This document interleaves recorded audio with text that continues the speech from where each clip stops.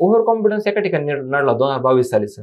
ज्यावेळेस GS1 सोपा आला, खूप साऱ्या जणांनी 115 110 असे मार्क पाडले आणि त्यावेळेस मला असं वाटलं येतं ह्या हिशोबाने मी रिव्हिजनच नाही केली आणि मी थांबलो 100 वर. म्हणजे माझे 3 वर्ष कॉन्स्टंटली स्कोर 100 104 राहिला GS1चा.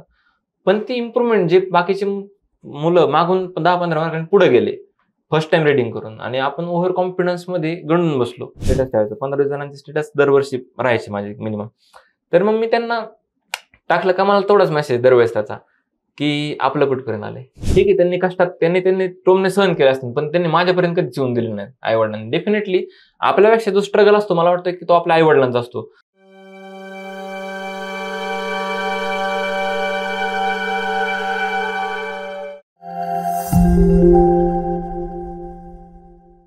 नमस्कार, मी किरण निंबोरे. वास्तव कट्ट्यावरती आपल्या सर्वांचं स्वागत. आज वास्तव कट्ट्यावरती आपल्यासोबत राज्यसेवा 2023 मधून एक्साईज DYSP पदी ज्यांची निवड होईल असे धनंजय घुले सर आहेत. सर, आपलं वास्तव कट्ट्यावरती स्वागत. धन्यवाद सर. खरं तर सरांनी आतापर्यंत मला वाटतं तुमच्या 5 मेन्स झाल्या, 3 इंटरव्ह्यू दिले. होय. सरांची यापूर्वी सुरुवातीला तलाठी म्हणून पण निवड झाली होती. त्याच्यानंतर 2022ला सरांची उपशिक्षण अधिकारी म्हणून निवड झाली आणि सरांची 2023 मध्ये एक्साईज DYSP हे तुम्हाला पद मिळेलच. मला वाटतं तुमची रँक 63 आहे. सो सरांचा मेन्सचा अनुभव दांडगा आहे, इंटरव्ह्यूचा पण अनुभव आहे आणि सरांना आता सध्या जे काही येऊ घातलेली मुख्य परीक्षा आहे राज्यसेवेची 2024ची, त्याच्यासाठी विद्यार्थी तयारी करतात. अजून रिझल्ट लागला नाही प्रिलियमचा, पण विद्यार्थ्यांचा अभ्यास चालू आहे. सो त्या अनुषंगाने तुमचा या मुलाखतीमध्ये विद्यार्थ्यांना निश्चित फायदा होईल अशी आमची अपेक्षा असेल तुमच्याकडून, कारण तुम्ही मुख्य परीक्षा 5 दिलेल्या आहेत आणि त्याचा फायदा विद्यार्थ्यांना व्हावा. तुम्हाला तर झालाय, पण तो विद्यार्थ्यांना देखील होईल. नक्कीच सर, माझ्या परीने मला जे काही सांगता येईल ते सांगण्याचा मी नक्की प्रयत्न. नक्कीच.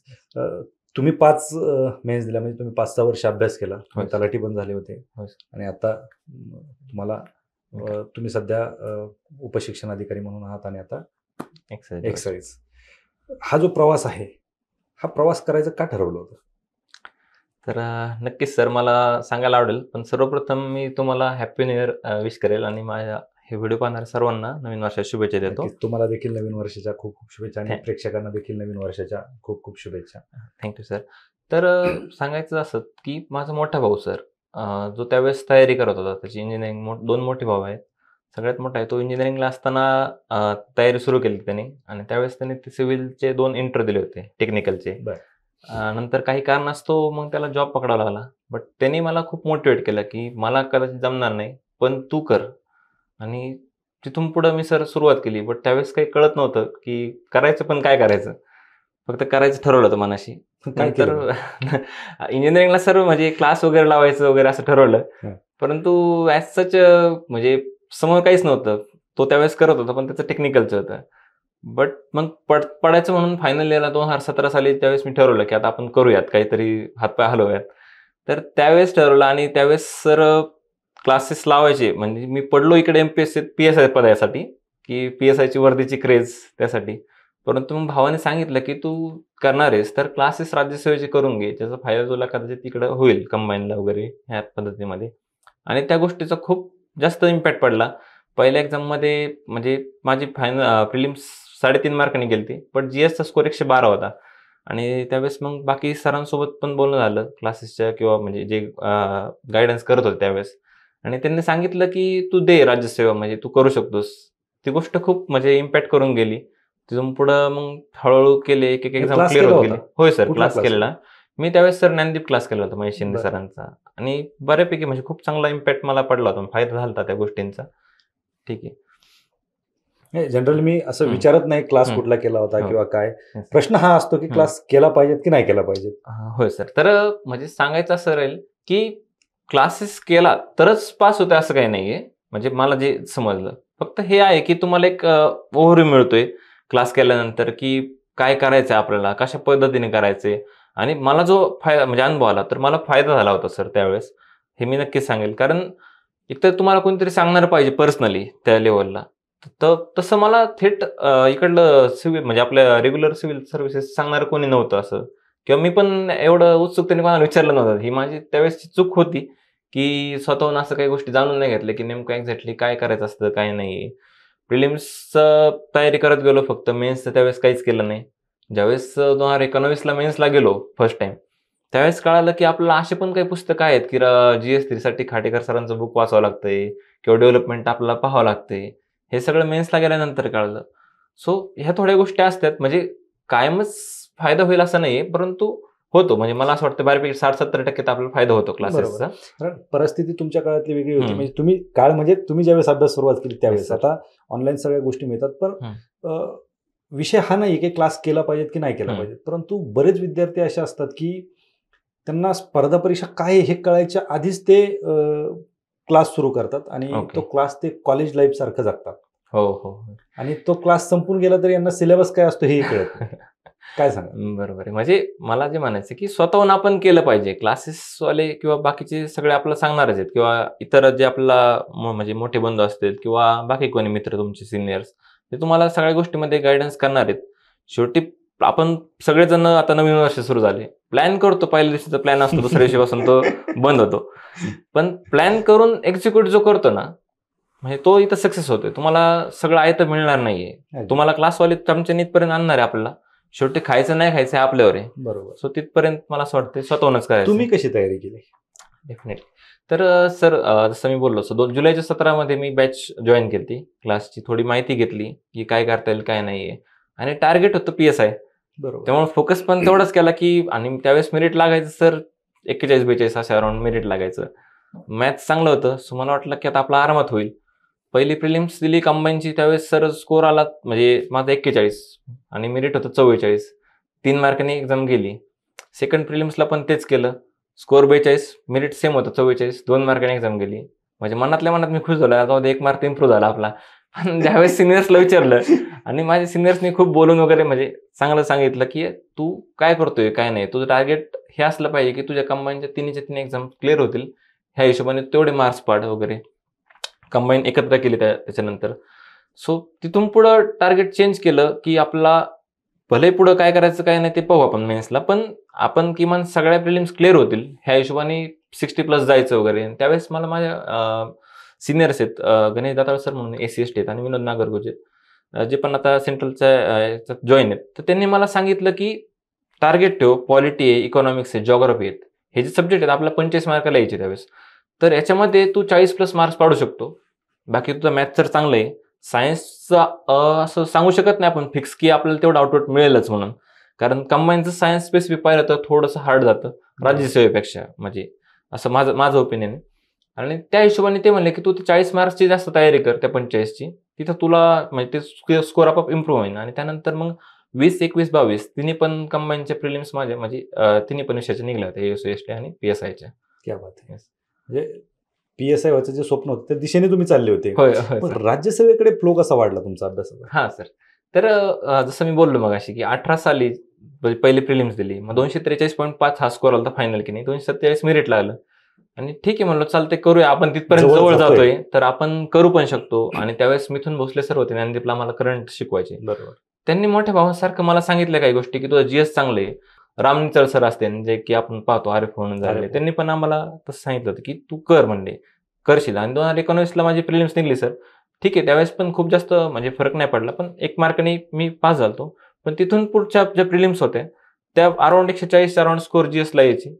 म्हणजे ते तिथपर्यंत जाऊन एक तयारी केली होती. फक्त म्हणजे मला सांगायचं हे झालं की जे पेपर वगैरे आहेत हे आपण डिकोड केले पाहिजेत.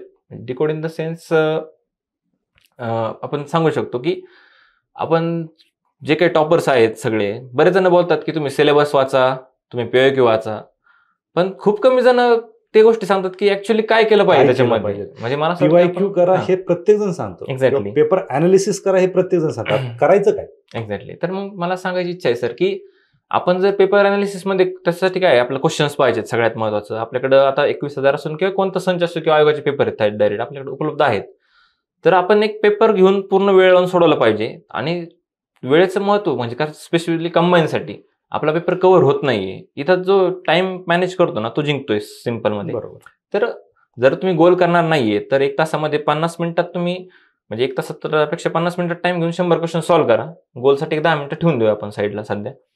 आणि त्यात पहा की नेमकं प्रत्येक क्वेश्चनचं म्हणजे काय अपेक्षा काय आयोगाला. आता एक फॉर एक्झाम्पल मी एक जस्ट क्वेश्चन सांगतो की एक सर क्वेश्चन होता 2018 सालचा, 1842 साली राज्यसभा मेन्सचा. 1842 साली खालीलपैकी कोणतं वृत्तपत्र इंग्रजीचा प्रचार करण्याचं काम करत होतं किंवा ह्या सेन्समध्ये क्वेश्चन होता. आणि ऑप्शन होते दर्पण, ज्ञानोदय, दिनबंधू आणि मराठा असे ऑप्शन होते.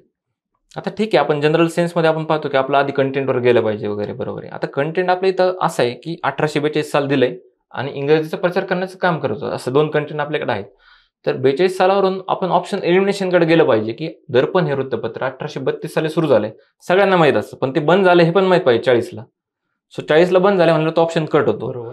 त्यानंतर जर आपण बाकीचे वृत्तपत्र पाहिले तर मराठा हे वृत्तपत्र माननीय लोकमान्य टिळकांचं आहे. टिळकांचा जन्मच 1856चा आहे आणि आयोग प्रश्नात साल विचारले 42.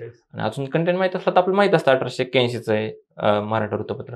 दिनबंधू हे वृत्तपत्र सत्यशोधक समाजाचं मुखपत्र आहे, जो समाजाचा स्थापन 1873ला आहे आणि मुखपत्र भालेकरांनी सुरू केलं 77ला सुरू केलंय. सो कंटेंटवर हे ऑप्शन एलिमिनेट होतात आणि राहते आपलं ज्ञानोदय. ही झाली एक स्ट्रॅटेजी. दुसरी स्ट्रॅटेजी आहे की इंग्रजीचा प्रचार करण्याची गरज त्यावेळेस ब्रिटिशांना होती, त्यांना हाताखाली काम करणारे क्लर्क हवे होते त्यावेळेस. सो त्या अँगलने विचार केला तर म्हणजे मिशनऱ्यांसाठी ते गरजेचं होतं इंग्रजीचा प्रचार करण्याचं काम लक्षात. सो ज्ञानोदय हे वृत्तपत्र हेनरी व्हॅलेंटाईन ह्या मिशनऱ्यांनी अहमदनगरीतून सुरुवात केली होती. हा एक दुसरा सेन्स झाला लॉजिक की ह्या टाईपमध्ये पण आपण ऑप्शन एलिमिनेट करू शकतो. सो त्या लेवलला जाऊन आपण डिकोडिंग केलं पाहिजे की क्वेश्चनच्या अपेक्षा काय आहे. किंवा प्रिलिम्सला कधी कधी क्वेश्चन येतात. एक विचारायचं होतं की मामलतदार जगदीश कुमार म्हणून व्यक्ती आहेत, फेमस प्रसिद्ध व्यक्ती आहेत, त्यांचा प्रश्न आला आणि त्याच्यात त्यांनी दिलं होतं की ह्या व्यक्तीची निवड कुठे झाली, ठीक आहे, आणि ऑप्शन दिले होते NCERT, UGC आणि बाकी 2 ऑप्शन.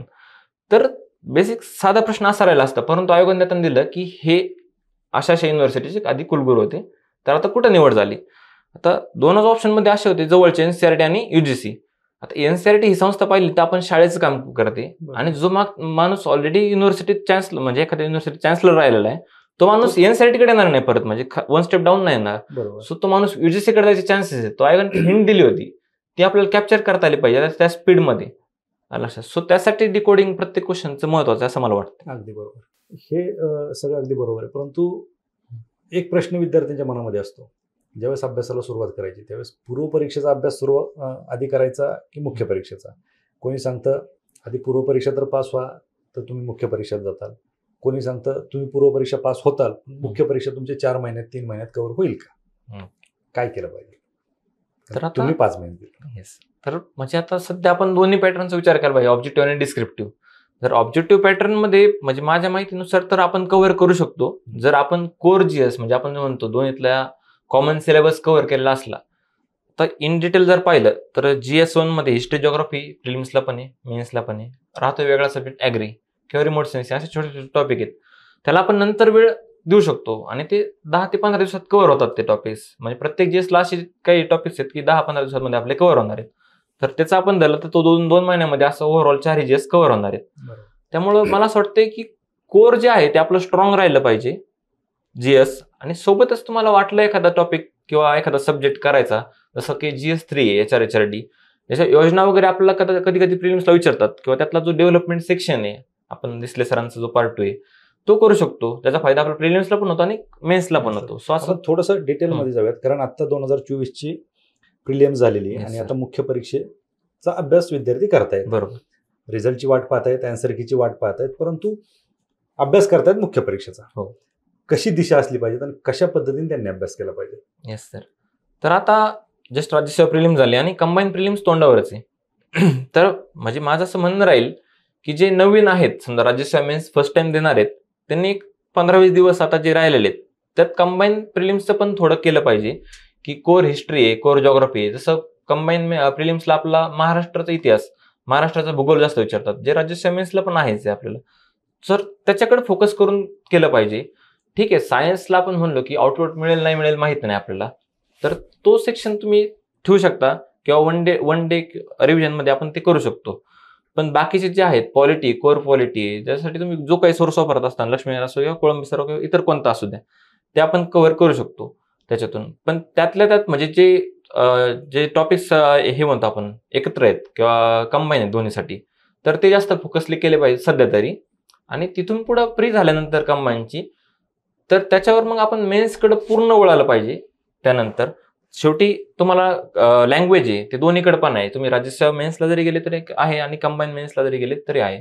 फरक हाच आहे की राज्यसेवा मेन्सला तुमचा लँग्वेज जो आहे तो तुमची पोस्ट डिसाईड करणार आहे, तुम्हाला पोस्ट कोणती मिळणार आहे. आणि कंबाईन मेन्सला तुम्हाला पोस्ट मिळणार आहे का नाही कंबाईन मध्ये हे तुमचं लँग्वेज डिसाईड करणार आहे. म्हणजे मला जी चूक वाटली माझी 2021चा रिझल्ट माझा, त्यावेळेस 20 आणि 21च्या पेपर अराउंड सोबत झालते, लॉकडाऊनचा काळ कंबाईनचे, आणि 21ची मेन्स आधी झाली, मग 20ची झाली एसटीची, आणि त्यावेळेस मार्क आले, चांगले आले. असं वाटलं की आता एसटी मेन्स म्हणजे एसटी होऊन जाते. 609ची काहीतरी ऍड होती ती बहुतेक, आणि खूप खुशी मध्ये मी सगळं सोडून दिल्यासारखं केलं की आता जाऊ दे, आपल्याला काहीतरी पोस्ट मिळते वगैरे. त्यामुळे 20ची पण नंतर जी झालेली ती मी एवढी सिरियसली दिली नाही. पण लँग्वेज थोडंसं दुर्लक्षित केल्यामुळे माझी ती पोस्ट 1 मार्काने म्हणजे 1 प्रश्नाने गेली होती ती फायनल पोस्ट. त्याच्यानंतरची एसओ पण म्हणजे अशीच की लँग्वेजकडे थोडं दुर्लक्ष केल्यामुळे. तर माझं म्हणणं राहील की ही कंबाईन फ्री झाल्यानंतर तुम्ही सगळ्यात पहिला जो टॉपिक घेतला पाहिजे तो लँग्वेज घेतला पाहिजे. जे पोरं स्पेसिफिकली राज्यसेवा मेन्स करतायत त्यांनी आत्ताच लँग्वेजला हात घातला पाहिजे. तुम्ही त्यासाठी क्लासेस करा किंवा सेल्फ स्टडी करा. म्हणजे ज्या आता मराठीला आपल्याला जास्त गरज पडत नाही, पण इंग्लिश आपलं म्हणजे जो आपण म्हणतो खेड्यातून किंवा ठीक आहे जरी गावातून शहरातून आलो असलो तर इंग्लिश आपलं तेवढं लहानपणापासूनच भीती असते. हा बरोबर, भीती असते. धडपड चालू एक्झॅक्टली, म्हणजे तो फिअर असतो. म्हणजे मी 2020ची मेन्स अशीच घातली होती की लँग्वेजला रिव्हिजन झाले नाही आणि उगाच काहीतरी ट्रिक्स मारायचे, म्हणजे जे येतात ते क्वेश्चन पण घालून बसलो बाकीचे, कारण की लँग्वेजला कमी पडणार होते. सो ही चूक करायची नाही. जरी आपला शेवटी फायनल 2 पेपर असतात कंबाईनला सुद्धा, की एक लँग्वेजचा आणि एक जीएसचा. तसं राज्यसेवेला पण आहेत की पहिला दिवस लँग्वेजचा आहे, नंतरचे 2 दिवस जीएसचे आहेत. जरी म्हणजे माझं म्हणणं आहे की तुमचा लँग्वेजचा दिवस थोडासा खराब गेला तरी पण आपला टेम्पो हालून नाही द्यायचा. म्हणजे GS4 संपोपर्यंत शेवटपर्यंत आपण स्टिक राहायचे, आणि ती आहे म्हणजे तुम्ही तिथं तुम्हाला ती फायनल की आहे की ती तुम्हाला घेऊन जाणार आहे यशापर्यंत. त्यातल्या त्यात बोलायचं झालं तर लँग्वेजच्या तयारीवर बोलेल मी स्पेसिफिकली की मी काय केलं होतं. तर वाळंबे सरांचं पुस्तक मी त्यावेळेस रेफर केलं आणि मला वाटतं सफिशियंट आहे वाळंबे सरांचं पुस्तक मराठीसाठी. आणि इंग्रजीसाठी महेश पाटील सरांचे क्लास केले शाश्वत अकॅडमीचे, आणि मला त्यांचा खूप फायदा झाला होता. ठीक आहे, आता नवीन बदलत चाललंय तंत्रज्ञान वगैरे. फक्त माझं असं म्हणणं राहील की 0 एरर वगैरे तुम्ही करताय 100% फायदा होतो तुम्हाला बेसिकली, किंवा म्हणजे POK जे कोणतं बुक असेल ते. पण लँग्वेजच्या पेपरसाठी तुम्ही पूर्ण पेपर वेळ लावून सोडवलं पाहिजे, कारण त्याचा फायदा असा असतो इंग्लिशमध्ये क्वेश्चन्स फाइंड एररचे असतात. जसं आपल्याला शिफ्टिंग जमलं पाहिजे की यार हा क्वेश्चन विचारला मग पंक्च्युएशन मध्ये एरर आहे की टेन्स मध्ये एरर आहे किंवा टॅग मध्ये क्वेश्चन टॅग चुकवलेला आहे हे, किंवा डबल फ्रेमिंग झालेली क्वेश्चन्सची, हे कळलं पाहिजे. आपण 0 एरर मध्ये किंवा जे काही पुस्तक असेल त्यात आपल्याला दिलेलं असतं, टॉपिक दिलेला असतो, खाली पाहतोय आपल्याला माहिती वरती टॉपिक टेन्सचा आहे, तर आपण टेन्सच पाहणार आहेत. एक्झॅक्टली. तर ते एररमध्ये स्पेसिफिक इंग्लिशमध्ये तो इश्यू येऊ शकतो. सुरुवातीला आपण ते पाहू शकतो 0 एरर मधून, पण शेवट ज्यावेळेस तुम्ही फायनलला जाणार आहेत, लास्टचा जो महिना 1.5 महिना असेल त्यावेळेस पूर्ण पेपर टाइम लावून सोडवलं पाहिजेत. आणि त्यासाठी आता भरपूर सारे क्लासेस आहेत, किंवा मुसळे सर आहेत, आदरणीय मुसळे सर, ते आता काय करतात की त्यांनी क्वेश्चन पेपरचं हे केलेलं आहे इंग्लिशचं, 78 पेपर टाकलेले सर त्यांनी. म्हणजे मी हे पण सांगेल की मी अजून ते केलेलं नाही, परंतु त्या गोष्टीचा माझ्या इतर मित्रांना फायदा झालेला आहे. त्यांनी ते पेपर रेफर केले, ते सोडून तेवढंच जस्ट पाहिलं होते की व्हिडिओ इंग्लिशसाठी 45 क्वेश्चनचा पेपर सोडायचा, व्हिडिओ पाहायचा, तेवढं केलं. बाकी जीएस कडे आपण येऊया. GS 1, 2, 3, 4 स्पेसिफिक सांगायचं झालं तर सोर्सेस आता बऱ्यापैकी माहिती आहेत. सांगू सोर्सेस? तर GS1 मध्ये बेसिक जर हिस्ट्री पाहिलं आपण, हिस्ट्रीपासून सुरुवात करूया. समाधान महाजन सरांचं पुस्तक सगळे वापरतात, बरोबर. तर आपण पण गो विथ फ्लो म्हणतो आपण, त्या हिशोबाने गेलं पाहिजे की यस समाधान महाजन सरांचं बाकीचे करतात, कव्हर होतोय सिलेबस, POKच्या आसपास डाटा आहे तिथं, तर आपण पण तो केला पाहिजे. ऍडिशनल काही पॉईंट्स आपण करू शकतो, जसं की समाज सुधारक आहे, त्यासाठी तुम्हाला आवडतं पुस्तक तुमचं जे कोणी असेल, उमेश सरांचं असेल किंवा लोकसभा पब्लिकेशन, तुम्ही रेफर करू शकता तुमच्या चॉईसवर आहे. त्यातल्या त्यात मला सांगायचं झालं तर इंडिया आफ्टर इंडिपेंडन्स हा जो टॉपिक आहे, आपण तो NCERT मधून बिपिन चंद्रांची जी NCERT त्यातून करू शकतो. जे राज्यसेवेचे टॉपर आहेत प्रमोद सर, आम्ही त्यांना प्रमोद भाई म्हणतो, म्हणजे मोठ्या बंधू सारखे त्यांनी आम्हाला गायडन्स केलेला. त्यांनी पण सांगितलं की ठीक आहे, एखाद्या सेक्शनसाठी आपण ऍडिशनल जर तुम्हाला वेळ आहे तर करू शकता डेफिनेटली, आणि फायदा होतो. म्हणजे प्रत्येक GSला आपल्याला त्याचा फायदा होतो. तसं GS1 मध्ये आता भूगोल राहिला आपलं. भूगोलामध्ये काय सौदी सरांचं असेल किंवा दीपस्तंभचं असेल बुक, तुम्ही रेफर करू शकता डेफिनेटली. फक्त त्यातले जे वेगळे टॉपिक आहेत, मानवी भूगोल असू द्या किंवा रिमोट सेन्सिंग आहे, ह्यासाठी आपल्याला ऍडिशनल काही पॉईंट्स करावं लागतात. ऑलरेडी आता मार्केटमध्ये वेगवेगळ्या क्लासेसच्या नोट्स मिळतात. एक नोट्स घेऊन आपण त्याची रिव्हिजन जास्तीत जास्त केली पाहिजे. फक्त वाचून उपयोग होणार नाही, जेवढं जास्त तुम्ही रिवाइज करता तेवढं तुम्हाला जास्त बेनिफिट होणार आहे. सेम ऍग्रीसाठी पण नोट्स असतील तेव्हा बाकीचे क्लासेस असतील. पिमराज सर आता क्लास घेतात त्याचे, तर ते तुम्ही करू शकता जॉईन तुमच्यासाठी. ठीक आहे. GS1 ला माझं ऑलरेडी हिस्ट्री खूप चांगलं होतं, म्हणजे झालतं क्लासेसला सुरुवातीच्या वेळेस. भूगोल चांगलं झालतं आणि ॲग्री पण बऱ्यापैकी झालं. त्यामुळे मला जास्त गरज नाही पडली. पण ओव्हर कॉन्फिडन्स एका ठिकाणी नडला 2022 साली सर. ज्यावेळेस GS1 सोपा आला, खूप साऱ्या जणांनी 115, 110 असे मार्क पाडले आणि त्यावेळेस मला असं वाटलं येतं ह्या हिशोबाने मी रिव्हिजनच नाही केली आणि मी थांबलो 100वर. म्हणजे माझे 3 वर्ष कॉन्स्टंटली स्कोर 100, 104 राहिला GS1चा. पण ती इम्प्रुव्हमेंट जे बाकीचे मुलं मागून 10-15 मार्कांनी पुढे गेले फर्स्ट टाइम रिडिंग करून आणि आपण ओव्हर कॉन्फिडन्समध्ये गळून बसलो. अशा पण काही गोष्टी होतात. ह्या चुका पण आपण लक्षात घेतल्या पाहिजे, की जरी आपल्याला खूप सारं येतं एखाद्या विषयाचं, पण रिव्हिजन केलीच पाहिजे शेवटी.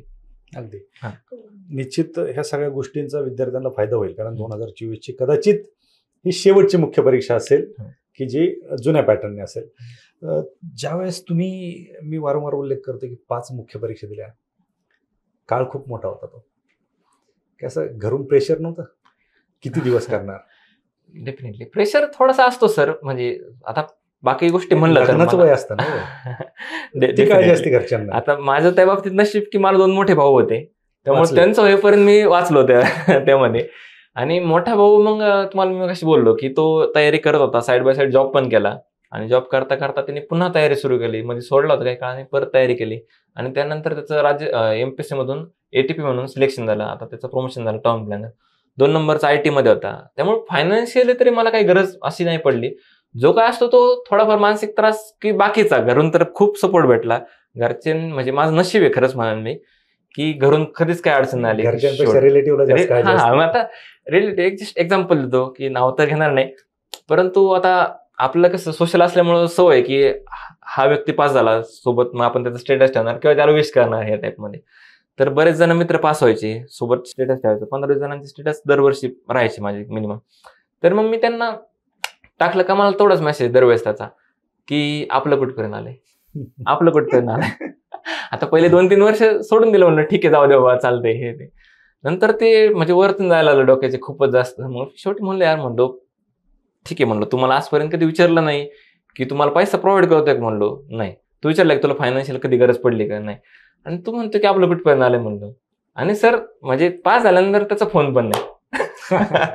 अशी पण गावाला गेल्यानंतर पहिला पेढा त्याला घेऊन गेलो, म्हणलं धरा, त्याच्या घरी पेढा दिला या टाईपमध्ये. म्हणजे असे अनुभव असतात, एखाद दुसरे असतात ठीक आहे. म्हणजे आता म्हणजे काय होतं, बऱ्याच वेळा आपले पॉझिटिव्ह अनुभव खूप जास्त असतात, निगेटिव्ह 1-2 असतात.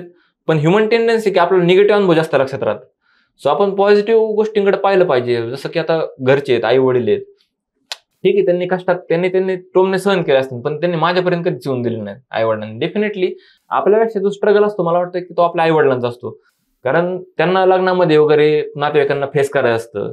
आणि जरी नातेवाईक वगैरे बोलतात, आता खूप सारे आपला अनुभव आहेत की हे होतं, पण त्यांनी आपल्यापर्यंत ह्या गोष्टी येऊन दिल्या नाहीत. मोठ्या भावाने पण कधी म्हणजे असं हे गरज नाही पडून दिली. ज्यावेळेस पैसे मागितले त्यावेळेस त्यांनी दिले वगैरे. मग तर दोघा भाऊमधला मोठा जो होता, जो इकडे होता, त्याला महत्व माहित होतं की किती आपल्याला द्यायचंय अभ्यासात हे ते. मग खेळाची आवड होती, हे ते खेळायला मी कंटिन्युअसली जायचो. मग तुम्हाला अधूनमधून बोलायचा की काय आहे तुझं, काय चाललंय काय नाही. आणि त्याचा फायदा झाला की त्याने जे अकाउंटेबिलिटीसाठी आपलं म्हणजे बोललं, त्या गोष्टीचा आज बेनिफिट झाला.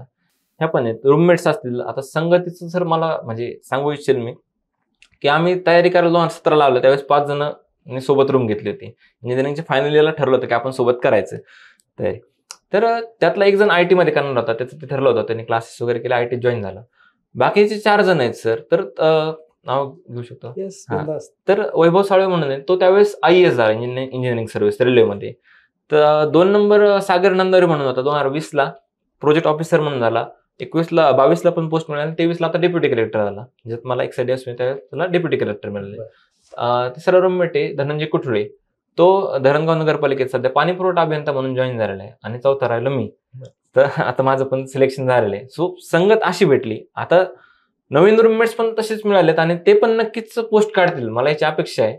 आणि हे मला म्हणजे ह्या वास्तव कट्ट्याच्या प्लॅटफॉर्मवरून सांगायची इच्छा आहे की सगळ्यांनी ही गोष्ट ध्यानात घ्या की पोस्ट हेच आपलं ध्येय नाही, म्हणजे फायनल नाहीये, सर्वस्व नाही, सर्वस्व नाहीये. म्हणजे तुम्ही विचार करा, आज 3.5 लाख ते 4 लाख मुलं तयारी करतात, बरोबर, जागा निघतात 350-400 किंवा कमी असतात, कधी जास्त असतात.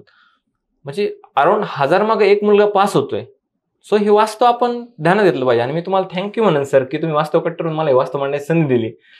हे पण ध्यानात घ्या की यार ठीक आहे, येतात वगैरे हे पाहतो आपण, वेगवेगळे भाषणं पाहतो, त्यांनी मोटिवेट होतो, डेफिनेटली चांगली गोष्ट आहे. परंतु परिस्थिती लक्षात घ्या, जर 2-3 वर्ष तुमची प्रिलिम्सच निघत नाही 3-3 वर्ष, तर तुम्ही रिव्ह्यू घ्या तुमचा, म्हणजे विचार करा. मी सोडून द्या असं म्हणणार नाही, पण तुमचे कंडिशन पण लक्षात घ्या की फायनान्शियली आपलं आपण आहे का, त्या गोष्टी करू शकतो का नाही, ह्या सगळ्या गोष्टी विचार करून आपण पुढचे प्रयत्न केले पाहिजेत. हे जे तुमचं वाक्य होतं की आपण 4-5 प्रिलियम फेल होतोय, कुठंतरी आपलं स्वतःचं सेल्फ अनालिसिस झालं पाहिजे.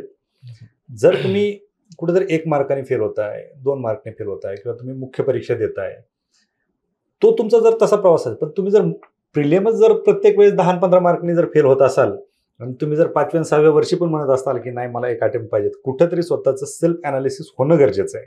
डेफिनेटली. आता राज्यसेवेत भरपूर वेळा पाहिलं, मित्र वगैरे काही जण स्टक झाले, म्हणजे अशा स्कोरवर की 400 450 पर्यंत तिथे जाऊन थांबले. की मग ठीक आहे, जर 1 वर्ष आपलं थांबतोय, दुसऱ्या वर्षी पण तिथेच थांबतोय, तर आपण कुठेतरी रिव्ह्यू घेतला पाहिजे की आपण चुकतो, ही गोष्ट मान्य झाली पाहिजे. डेफिनेटली ज्यावेळेस ती गोष्ट आपल्याला मान्य होती ना, जसं मला वाटलं की कंबाईन प्रिलिम्सच्या वेळेस की ठीक आहे, वाटलं बघ चुकतोय आपण कुठेतरी, माझ्या सिनियर्सने मला गायडन्स केला. सोबतच आता मी पण बऱ्यापैकी त्या गोष्टी म्हणजे प्रोव्हाइड करण्याचा प्रयत्न करतो. आपले जे अनुभव आहेत, ज्या गोष्टी चुका झाल्या त्या इतरांनी करू नये. त्याच चुका आम्हाला जाणून घ्यायच्या. काय चुका होत होत्या तुमच्या की तुम्हाला 5 मेन्स द्यावा लागले? डेफिनेटली. आता सर पाहिलं तर म्हणजे राज्यसेवा मेन्सला मी म्हणलो 19ला गेल्यानंतर मला कळालं की मेन्समध्ये हे पण गोष्टी करायच्यात, हे टॉपिक्स वाचायचेत. पॉलिटिक्स जनरलमध्ये की काही गोष्टी आपल्याला त्यासाठी लक्ष्मीकांत सरांच्या बुकचा रेफरन्स घ्यावा लागतो. ठीक आहे, म्हणजे आपण कोळंबी जरी ठेवलं तरी काही हरकत नाही, पण काही गोष्टींसाठी एक्स्ट्रा करावं लागतं. हे कधी केलंच नव्हतं सर.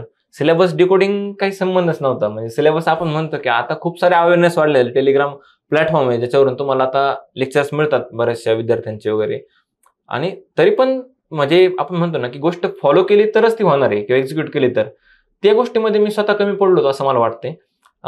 आता आपण मगाशी GS1 पर्यंत बोललो, GS2 पासून आता म्हणजे मला सांगायचं हे की कशा गोष्टी चुकतात.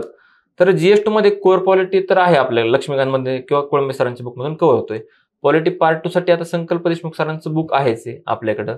पंचायत राजसाठी लवटे सर आहेत किंवा प्रमोद सरांनी पण आपला म्हणजे त्यांच्या चॅनलवर प्रमोद चौगुले सरांनी त्याचे ऑडिओ लेक्चर्स टाकलेत, नोट्स टाकलेले आहेत. आपण त्या रेफर केल्या तरी पण खूप सारं कव्हर होतंय.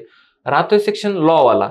आता त्यातले 7 ते 8 लॉ आहेत ते 25 मार्क्सला आहेत आणि एक MLRC म्हणून कोड आहे, महाराष्ट्र लँड रेव्हेन्यू कोड 1966चा, तो 5 मार्काला आहे. आता त्या कायद्यातले कलम अराउंड 337 कलम आहेत आणि बाकीच्या सगळ्या कायद्यांची मिळून पण तेवढे कलम नाही आहेत. तर आपण काय म्हणतो, पळत्याच्या मागे पळतो आपण.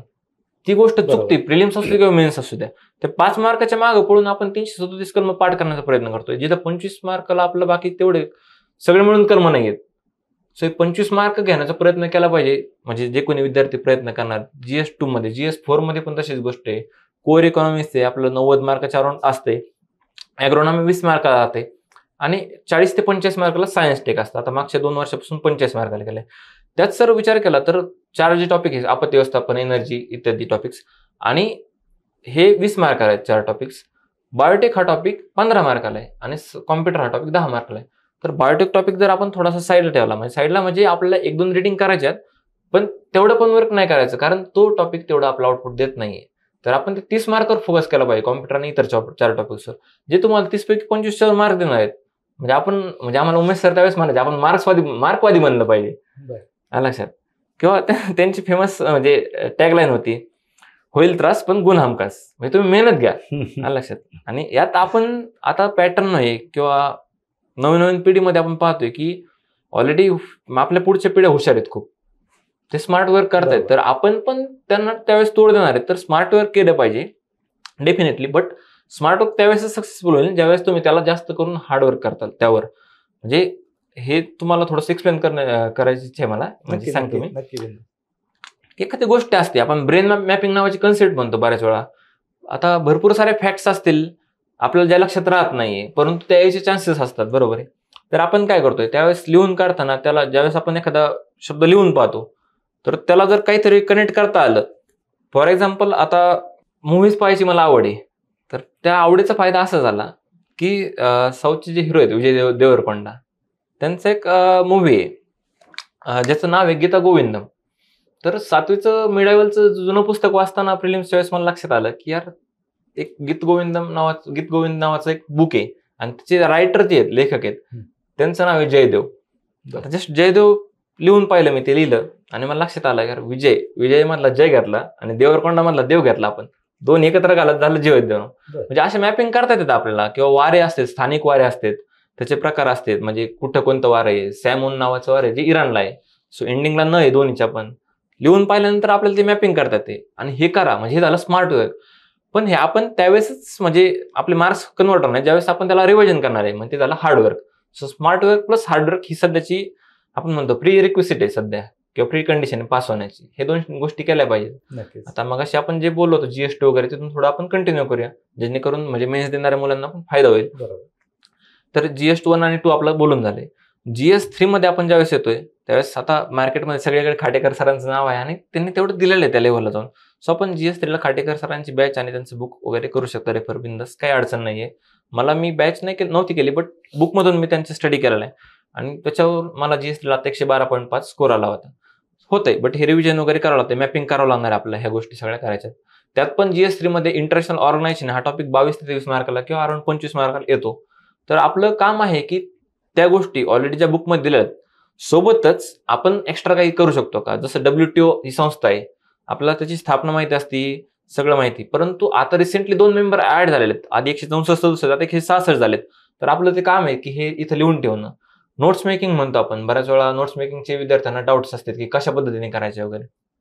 कॉमन आहे. तुम्हाला जर आता WTO वरून आपण सुरुवात करू की 1995 ची माहिती 1 जानेवारी वगैरे स्थापना आहे, तर हे लिहायची गरजच नाही ना. WTO आपल्याला ज्या गोष्टी माहिती आहेत, ठीक आहे, त्याचं हेडक्वार्टर पण माहिती, तर त्या लिहू नका. मग आपण जे बोललो आता की हे सदस्य 2 ऍड झालेले आहेत, 166 झालेत, तर ते कोण होते, कॉमरसानं तैमुरलेस्टे वगैरे, ह्या गोष्टी लिहून ठेवा. मग त्याच्यात आयोग कदाचित तिथे आपल्याला विचारू शकतं किंवा एखाद्या संस्थेचे सदस्य कोणी सोडून गेले, ओपेक संस्था आहे, जे रिसेंटली एक मेंबर सोडून झालेत आणि आयोगाने त्याच्यावर प्रश्न विचारलेला आहे. मग आयोगाची अपेक्षा काय आहे आपल्याकडून, हे आपल्याला कधी कळणार आहे, ज्यावेळेस आपण PYQला हात घालू आणि त्या लेवलला जाऊन डिकोडिंग करू की काय त्यांनी विचारलेलं आहे आणि आपण काय करणं अपेक्षित आहे इथून पुढं, ह्या टाईपमध्ये. तर GS4 कडे आता आपण वळूयात, शेवटचा जो GS राहिलाय त्यातलं. तर कोर इकॉनॉमिक्ससाठी देसले सरांचं बुक आहे किंवा कोळंबे सरांचं बुक आहे, तुम्ही कोणतं पण रेफर करा, काही हरकत नाही. देसले सरांमध्ये थोडं ऍडिशनल दिलेलं आहे. ॲग्रोनॉमीसाठी मग आपल्याला बाहेर जायची गरज नाही पडत. सोबतच उमेदला प्रमोद वडावकर सर त्यांचे पण खूप चांगल्या नोट्स आहेत, तुम्ही त्या पण रेफर करू शकता बिंदास, काही हरकत नाहीये. सायन्स टेकला ऑलरेडी त्यांच्या याच्यात नोट्स मीच दिल्या होत्या सायन्स टेकला 4 सेक्शनच्या, आणि त्या गोष्टीचा खरंच खूप फायदा झाला. 20 पैकी मला वाटतं 17 का 18 मार्क्स मला त्यावेळेस आले होते, म्हणजे दोन्ही पण वर्षी त्या 20 पैकी. आणि कॉम्प्युटर्स ब्रँच असल्यामुळं 10 पैकी मला वाटतं 6-7 राऊंड काहीतरी आलते. सो ते 30 पैकी 25 वर त्या सेक्शनला आले होते. बायोटेकचं सांगायचं झालं तर जास्त काही केलं पण नव्हतं आणि करून पण काही उपयोग झाला नव्हता. ज्यावेळेस केलं त्यावेळेस उपयोग नाही आला. सो ते सोडून पण आपण 80+ मार्क्स पडू शकतो. आणि जर 23च्या मेन्सचं थोडंसं पाहिलं तर GS4 ला टॉपर जरी पाहिले आपण तरी असे म्हणजे 65-70 पर्यंत थांबलेले आहेत. पण त्यावेळेसचा पेपर तसा आलता, बाकीच्या GSला त्यांनी थोडं बॅलन्स केलेलं आहे. ती कंडिशन म्हणजे ते आपण म्हणू शकतो की तो पॅटर्न त्यांना ठेवायचा होता, ठीक आहे. पण आपण बजेट आणि सर्व विचारलाय तर आपण करणं काम आहे आपलं. एक तयारी करून जायचं सगळ्या, भलेही येऊ नाही येऊ, पण आपण फुल प्रिपेअर असलं पाहिजे एक्झामसाठी. बरोबर.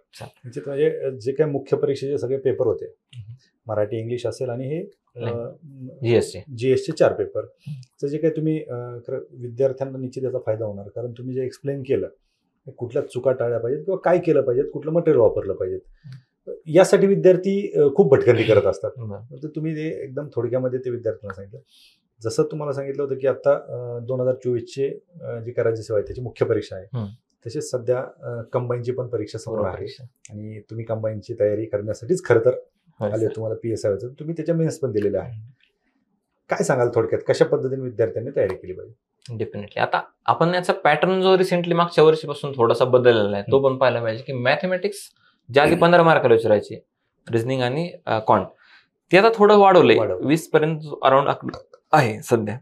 तर आपण त्या गोष्टी पाहिल्या पाहिजे की थोडंसं मॅथकडे लक्ष दिलं पाहिजे. ठीक आहे, तुमचं क्वांट वीक असेल पण रिझनिंग तर बऱ्यापैकी सगळ्यांचं चांगलं असतं. सो रिझनिंगवर पण 10-12 क्वेश्चन असणारच आहे तिथं. तर आपण मग काय आहे की जे मार्क देणार आहेत ते टॉपिक्स केले पाहिजे. आणि मॅथमध्ये पण 3 ते 4 टॉपिक असे असतात की ज्याच्यावर क्वेश्चन असतो. इंटरेस्ट असू द्या किंवा ट्रेनवाला, बोटवाले, हे जे क्वेश्चन असतात, ट्रेनवाले की 2 ट्रेन क्रॉस करणार आहेत, तर हे फोकसली आपण केले पाहिजेत. ते मार्क्स आपल्याला येणारच आहेत. फॉर्म्युले सेम आहेत, सिम्पल इंटरेस्ट, कंपाऊंड इंटरेस्टचे फॉर्म्युले तेच आहेत, फक्त टाकून पाहिजेत आपल्याला त्या टाईपमध्ये. पण त्यातल्या त्यात कोर जीएस आधी करून घ्या, म्हणजे पॉलिटी, इकॉनॉमिक्स, जिओग्राफी आणि हिस्ट्री पण आता सोपं येते. सो हे 4 जीएस जर आपण नीट केले तर तोच आकडा जवळपास 55 ते 60 क्वेश्चनचा होऊन जातो. आणि आपल्याला लागतात किती मार्क्स, मेरिट जर आपण पाहिला तर कॉमन मेरिट लागेल समजा 3 इंचच, पण ठीक आहे जे काही लागेल शेवटी पेपरच्या हार्डनेसवर डिपेंड राहणार आहे आपला, की मेरिट कसं राहते काय नाही. पण त्यातल्या त्यात म्हणजे जी स्ट्रॅटेजी, मिनिमम चुका करा. आपण सगळे एकाच लेवलला असतो. इव्हन तुम्ही तयारी करताय, तुम्ही आणि मी कंटेंटमध्ये बऱ्यापैकी सेम लेवलला असतो किंवा कदाचित तुमचा कंटेंट पण माझ्यापेक्षा जास्त असू शकतो. परंतु एक्झाममध्ये पास म्हणजे आपण प्री क्रॅक करण्याचं मी जे तुम्हाला म्हणलो, मी स्वतः काय केलं होतं की पेपर टाइम लावून सोडवले होते. त्याचा मला पर्सनली खूप फायदा झाला. एक तर वेळेत पेपर कव्हर झाले आणि अराउंड 60+ कंबाईन प्रिलिम्सला मार्क देण्याला हेल्प झाली. सोबतच की जे डिकोडिंगवर आपण बोललो होतो की त्यांना अपेक्षित काय आहे काय नाही ह्या टाईपमध्ये. आता काही जण म्हणतात की ट्रिक्स वगैरे वेगळी गोष्ट झाली, पण लॉजिक असते बऱ्यापैकी. आपण जर समोरच्या माइंडसेटमध्ये घुसून जर काही क्वेश्चनचे आन्सर देऊ शकलो तर ते पण आपले 4 ते 5 मार्क्स इम्प्रूव्ह करू शकतात. शेवटी आपल्याला जायचं 60 ते 70% कंटेंटवर, एक 20-25% आपलं लॉजिक असतं आणि 2 ते 3% आपल्याला ट्रिक्सचा म्हणजे उपयोग घ्यावा लागतो. तर त्यातल्या त्यात म्हणजे लॉजिकवर वगैरे आपण बोललो, आपण मगाशी जे 1842च्या उदाहरण दिलं होतं, बरोबर आहे. कंटेंट प्लस लॉजिक दोन्ही पण गोष्टी लावून आपलं उत्तर सॉल्व्ह करता येतात. ह्या गोष्टी करा. रिव्हिजन म्हणजे म्हणतो आपण आता सगळेजण ते फेमस आहे की रिव्हिजन इज द की वगैरे, आणि आहेच हे खरं आहे. हे तुम्ही डोक्यात ठेवा की रिव्हिजन करा, जास्तीत जास्त रिव्हिजन करा. कंटेंट खूप सारे म्हणजे मागं पडू नका. आपलं कंटेंट आधीपासूनच फिक्स पाहिजे की मला हे करायचंय, हे वाचायचंय आणि त्यातल्या त्यात आपला शेवट कळायला पाहिजे की एंडिंगला मला कुठं थांबायचंय कुठं नाहीये लक्षात. तेवढं आपण करू शकतो. नक्कीच. खरं तर आजच्या तुमच्या इंटरव्ह्यूमध्ये राज्यसेवा मुख्य परीक्षा आणि कंबाईन ह्या सगळ्याच गोष्टींना आपण हात घातलाय. तुम्ही सुरुवात का केली ते आत्तापर्यंतचा तुमचा प्रवास, ह्या सगळ्या गोष्टींवरती आपण नजर टाकली. पण ज्या वेळेस हे सगळं करण्यासाठी तुम्ही आलात आणि ज्यावेळेस तुमचा रिझल्ट आला त्यावेळेस जे सो कॉल्ड समाज होता त्यांची तोंड तुम्ही पेढा देऊन बंद केलं, पण घरच्यांच्या काय भावना होत्या? घरचे म्हणजे खूप खुश होते. म्हणजे तो 18 जानेवारीची तारीख होती 2024ची. 2022 रिझल्ट 2024ला आला 18 जानेवारीला आणि संध्याकाळचा 6-6:30चा तो मला वाटतं टायमिंग होता. चहा पित होतो आणि त्यावेळेस पाहिला रिझल्ट. आता पाहताना थरथर कापत होतं लिटरली. काय होईल काय नाही त्याची शाश्वती नव्हती. आणि रँक पाहिला त्याच्यानुसार अंदाज आला की आता आपल्याला मिळून जाईल. आईला फोन केला वगैरे. सुरुवातीला त्यांना काही कळालंच नाही. त्यांना वाटलं जनरली फक्त म्हणतो एक्झाम पास झाली म्हणजे पास झाला काहीतरी, परत आपलं रेग्युलर चालूच होतं एक्झाम. सो नंतर पुन्हा 5 मिनिटांनी फोन आला की म्हणजे सगळं फायनल झालं का? म्हणलं हा झालंय म्हणलं फायनल. आता होते खूप म्हणजे खूप, आता ते तिकडे होते त्यामुळे जास्त पण खूप खुश झाले सगळे. पेढे वगैरे वाटले त्यांनी ह्या टाईपमध्ये. आणि बाकीचे म्हणजे मित्रांना पण खूप सेलिब्रेशन केलं. म्हणजे खूपच जास्त आनंद होतो आपल्याला. पण म्हणतो ना आपण जे सगळं 5-6 वर्ष सगळं आठवतं आपल्याला त्या टायमिंगमध्ये की काय झालं होतं काय नाही. आता एक उदाहरण म्हणून म्हणजे सांगतो मी सर, मला एक सांगायचं राहून गेलं मगाशी. माइंडसेट, आपला माइंडसेट पॉझिटिव्ह ठेवणं, पॉझिटिव्ह लोकांसोबत राहणं खूप गरजेचं आहे. आपण पाहतो आता समाजात वावरतो वगैरे, कदाचित असं होतं की आपली चूक नसती त्यावेळेस पण आपल्या काही गोष्टी भोगाव्या लागतात. आता याचं उदाहरण सांगायचंय ह्या प्लॅटफॉर्मवरून मी सांगतो. सर 2019ची जी कंबाईन होती, ठीक आहे त्यावेळेस तयारी वाढली पण होती, पण माझी स्ट्रॅटेजी चुकली होती. मी ऐन टाइमला त्या एक्झाममध्ये माझं मॅथ चांगलं होतं, बट मॅथ मी शेवट ठेवलं. बट मॅथ चांगला असल्यामुळे मी दरवेळेस म्हणजे 2 एक्झाम आधी दिली, त्या ऑलरेडी इंजिनिअरिंगला फायनल इयर असताना एक दिली होती. सो मॅथमध्ये मी शेवट ठेवलं आणि मला टाइमच नाही पुरला आणि ते मी म्हणलं 42 मार्क पडले आणि 44 मार्कला मेरिट लागलं. बट झालं असं होतं त्याच्या आधी 4-5 दिवस आधी मी रूममधून बाहेर पडलो होतो आणि निलम थिएटर जवळ माझी रूम होती. निलम थिएटरच्या तिथं मला एका जणांनी अडवलं मध्येच आणि बाहेर पडल्या माझं रुटीन की घरी आईला फोन करायचा. आईचा फोन लावला होता मी आणि तिने मला अडवलं. मला वाटलं ऍड्रेस विचारणार आहेत. तो डायरेक्ट असं रॅन्डम कोणतरी मुलीचं नाव घेऊन तू त्याची छेड काढतोय असं तसं ह्या टाईपमध्ये. आता काही आपलं त्यावेळेस एवढं काही हे नाही ना, तो एरिया थोडासा होता समजा त्या गोष्टी वगैरे व्हायच्या. बट म्हणलं ठीक आहे, म्हणलं चालते, म्हणलं असं तर काही नाही म्हणलं. मी त्यांना म्हणलं की त्या मुलीला समोर आणा, माझ्या समोर आणा. आणि मी म्हणलं आता घरचे फॅमिली बॅकग्राऊंड माझं बऱ्यापैकी गव्हर्नमेंट सर्वंट म्हणलं होतं, बाकीचे पाहुणे वरावळे वगैरे पोलीसमध्ये होते, त्यामुळे त्या गोष्टीची जाणीव होती. मी ठीक आहे म्हणलं काम करा म्हणलं, मी पोलिसांना बोलवतो म्हणलो, तुम्ही मुलीला समोर बोला म्हणलं, आपण काय नाही ते करू म्हणलो. आता तो पर्सन ऑलरेडीच गुन्हेगारच होता, ते पाहून कळत होतं. म्हणजे त्यावेळेस भाषा वेगळी होती बोलायची आमच्या दोघांची पण. ठीक आहे. तर त्यांनी लगेच काय केलं, तर निलम थिएटर समोर एक पीएमटी स्टॉप आहे, त्यांनी ब्लेड पण काढलं असं उगारलं बरं. समोर. मी पटकन पाठीमागं झालो साईडला हे ते, आणि मग मी तिथून निघून गेलो, पुढे जाऊन आलो. मी पोलिसांना फोन केला आधी, रिलेटिव्ह त्यांना फोन केला, त्यांनी सांगितलं की ठीक आहे होईन वगैरे. तोपर्यंत मग मी हे पण ट्राय केलं की 100 नंबर डायल करून पाहिला. पहिल्या वेळेस डिझेल आला, पण दुसऱ्या वेळेस लागला आणि त्याच्यावरून मला हेल्प भेटली. सो आपल्याला ज्या मशिनरीज वगैरे दिलेल्या आहेत, 100 असेल किंवा वुमन हेल्पलाईन आहे 181 वगैरे, याचा वापर करा. म्हणजे तुम्हाला, आणि सांगायचं झालं सर की तिथून माझा माइंडसेट खूप खराब झाला तो आठवडा, म्हणजे 4-5 दिवस ते, की माझ्या डोक्यात तेच यायचं की यार आपण काहीच केलं नाही कोणाचं हे ते आलं लक्षात. तरी पण असं का झालं अचानक आपल्यासोबत ह्या टाईपमध्ये त्या गोष्टी. मग त्यानंतर पोलिसांनी म्हणजे त्यावेळेस तर तो गेला पळून, पोलीस आले थोड्या वेळ 10-15 मिनिटात आले ते. त्याच्यानंतर दुपारी मला तो पलीकडे राष्ट्रसेवा दल म्हणून आहे, तिथं मी जेवायला जायचं, आम्हाला ते स्वस्तात पडायचं, 40-50 रुपयाला आपली थाळी पडायची. दुपारी गेलो, आता त्या दिवशी काय लायब्ररीत गेलो नाही, थोडं डिस्टर्ब झाल्यामुळे. आणि चालता चालता मला आवाज ऐकायला आला त्या माणसासारखा. मी पाहिलं सहज, रूममेट होता सोबत, मग त्याला सांगितलं, म्हणतो हाच आहे. आम्ही परत पोलिसांना फोन केला, योग्य तो समाचार घेतला गेला त्यांचा, म्हणजे दखल घेतली गेली. सो आवाज उठवा आणि डिस्टर्ब होऊ नका. अशा गोष्टी माझ्यासोबत झाल्या, तुमच्यासोबत पण होणार आहेत डेफिनेटली. काही पण असतं, म्हणजे आता आपली चूक नसती, पण आपण स्वतःहून डिस्टर्ब होऊन आपला माइंडसेट खराब करून घेतो. कधी कधी रूममेट सोबत होऊ शकतं डेफिनेटली. किंवा कधी कधी असं होतं की समोर सांगायचा टोन चांगला असतो, आपण निगेटिव्हली गोष्टी घेतो. काही जणांना काळजी पण असते आणि ऍक्च्युअली काळजी असते, पण आपलं वाटतं नाही हे बळच असं बोलतात का.